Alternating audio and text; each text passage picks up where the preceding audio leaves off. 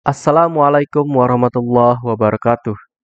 Di video kali ini saya akan memberikan kunci jawaban tema 6 kelas 5 subtema 2 pembelajaran 3 pada halaman 94, 97, 98, 99, 102, 103, dan 104. Langsung saja kita ke 94. Ayo menulis. Bacaan di atas merupakan salah satu teks penjelasan yang dimuat pada sebuah surat kabar. Surat kabar merupakan salah satu jenis media cetak yang paling banyak digunakan masyarakat. Surat kabar atau koran merupakan salah satu media cetak yang dapat memberikan berbagai macam informasi. Untuk memahami sebuah teks penjelasan pada bacaan di atas, kamu perlu mengetahui pokok pikiran di setiap paragrafnya. Mohon maaf, lagi batuk ya.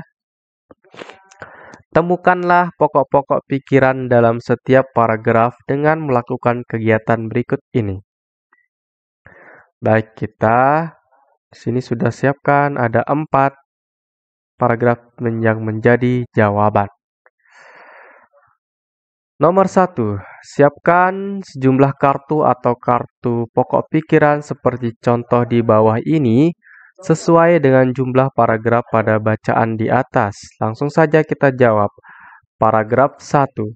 Desa Lamelera merupakan salah satu desa nelayan tradisional yang menjadikan laut sebagai ladang kehidupan. Paragraf 2. Mereka menjaga agar paus tidak punah. Kita lanjut ke paragraf 3. Paragraf 3, nelayan melakukan pemantauan dari bibir pantai dan dari atas bukit.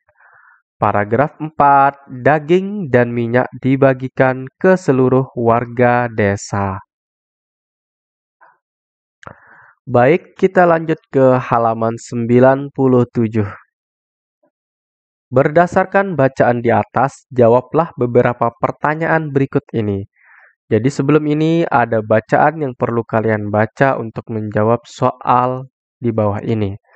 Soal nomor 1. Apakah tujuan dilaksanakannya festival Manee tersebut?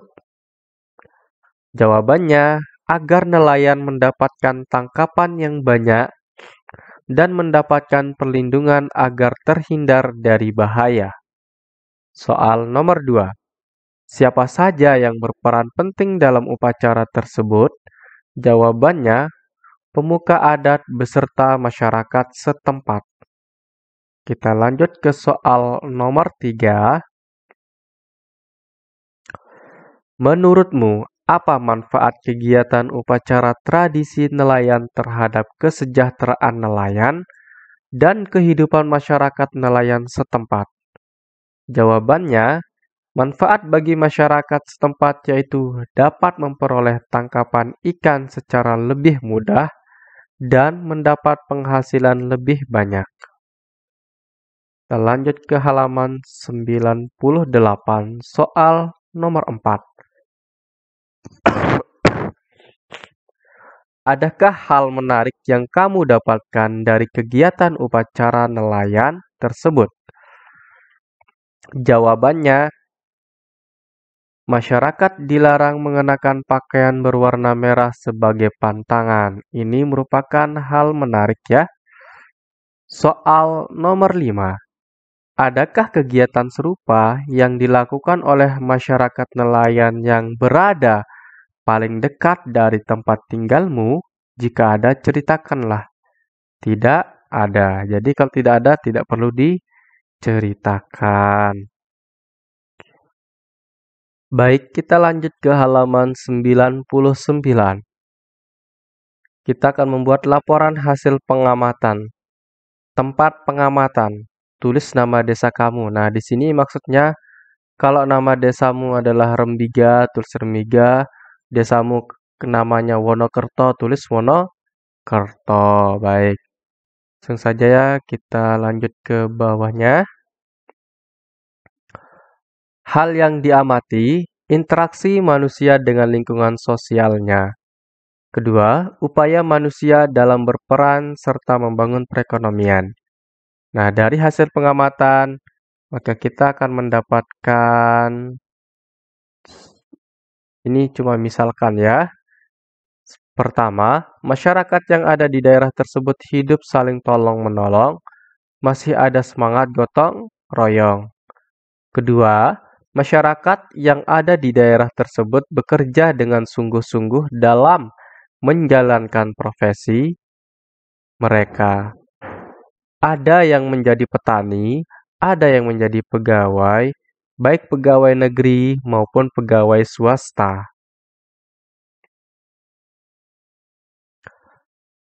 Ada yang berwirausaha dengan berdagang atau menjual jasa dan keterampilan, ada juga yang menjadi buruh. Setelah pengamatan itu tadi, kita disuruh menyimpulkan di bawahnya. Kesimpulan apa yang kamu dapatkan dari kegiatan ini? Tuliskan kesimpulan di bawah ini. Kesimpulannya yaitu interaksi dengan lingkungan sosial akan berjalan baik bila ada keseimbangan antara hak dan kewajiban. Setiap manusia punya hak untuk memenuhi kebutuhan hidupnya. Namun demikian, hak tersebut juga menjadi terbatasi dengan hak yang sama dari manusia yang lain. Mohon maaf lagi batuk. Oleh karena itu, agar tidak terjadi berbenturan hak yang sama dengan yang lain, maka dimunculkan kewajiban yang harus juga dilakukan oleh semua individu dengan memanfaatkan potensi-potensi yang ada dalam usaha pemenuhan kebutuhan hidupnya, sehingga terjadi keselarasan. Baik, kita lanjut ke halaman 102. Ayo berdiskusi. Dengan menggunakan bacaan tentang nelayan Lamelera dan nelayan Pantai Malo, diskusikan hak-hak dan kewajiban apa saja yang dimiliki oleh para nelayan tersebut. Bagaimana dengan warga negara yang lain, misalnya para guru? Bagaimana hak dan kewajiban mereka? Bagaimana dengan kamu sebagai siswa? Apa saja hak dan kewajiban kalian? Gunakan tabel berikut ini untuk melakukan analisis terhadap hak dan kewajiban warga negara sesuai cara interaksinya dengan lingkungan sekitarnya. Bandingkanlah hak dan kewajiban para nelayan, para petani, juga pelajar seperti kamu. Baik, kita langsung jawab di tabel ini. Yang pertama, nelayan Lamelera atau nelayan Pantai Malo. Haknya adalah memperoleh ikan sebagai bahan makanan.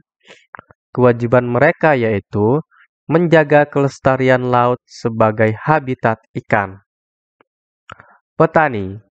Hak petani yaitu mendapatkan informasi tentang pertanian, tersedianya pupuk dan obat-obatan pertanian, dan mengolah lahan. Kewajiban petani memelihara, mencegah, dan memulihkan kerusakan lahan pertanian menggunakan pupuk dan obat-obatan dengan bijak. Selanjutnya, pelajar. Hak seorang pelajar adalah memperoleh pendidikan dan pengajaran dengan baik menggunakan fasilitas pendidikan. Kewajiban seorang pelajar yaitu rajin belajar, menaati semua peraturan sekolah.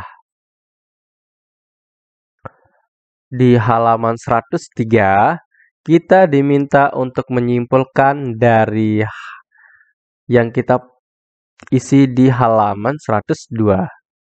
Langsung saja jawabannya, hak dan kewajiban tidak dapat dipisahkan antara satu dengan yang lain. karena keduanya sama-sama dijalankan sekaligus didapatkan. Hak merupakan segala sesuatu yang mutlak didapatkan oleh individu, sedangkan kewajiban merupakan suatu keharusan bagi individu dalam melaksanakan peran sebagai anggota warga negara guna mendapatkan pengakuan akan hak yang sesuai dengan pelaksanaan kewajiban tersebut. Hak dan kewajiban merupakan suatu hal yang terikat satu sama lain, sehingga dalam praktik harus dijalankan dengan seimbang.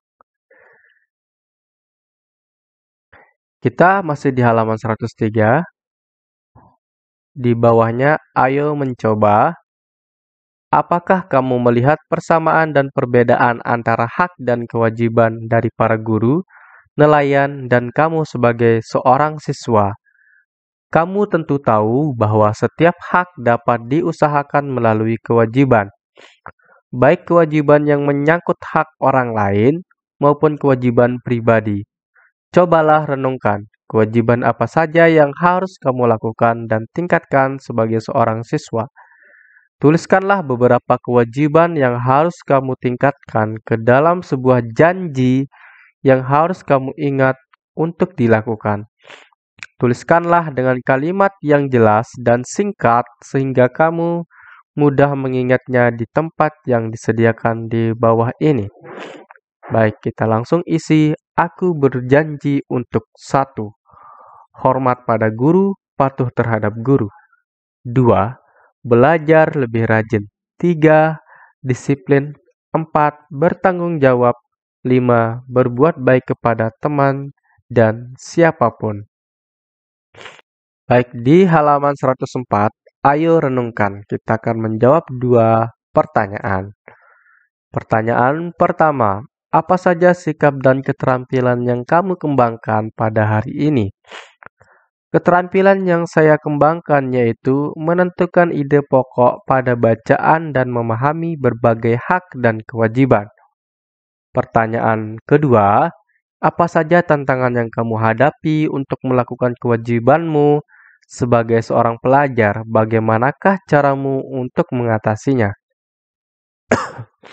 Jawabannya, tantangannya yaitu menahan diri dari ajakan teman yang dapat melalaikan dari tanggung jawab. Cara mengatasinya, saya berkonsentrasi menyelesaikan tanggung jawab, baru ikut teman. Baik, begitu saja untuk kunci jawaban pada pembelajaran 3 subtema 2, tema 6, kelas 5. Semoga itu bermanfaat untuk kalian. Jangan lupa kalian like video ini, kemudian subscribe channel ini, dan bagikan juga ke teman-teman kalian, agar teman-teman kalian juga mendapatkan jawaban yang sama. Sekian saya ucapkan terima kasih. Assalamualaikum warahmatullahi wabarakatuh.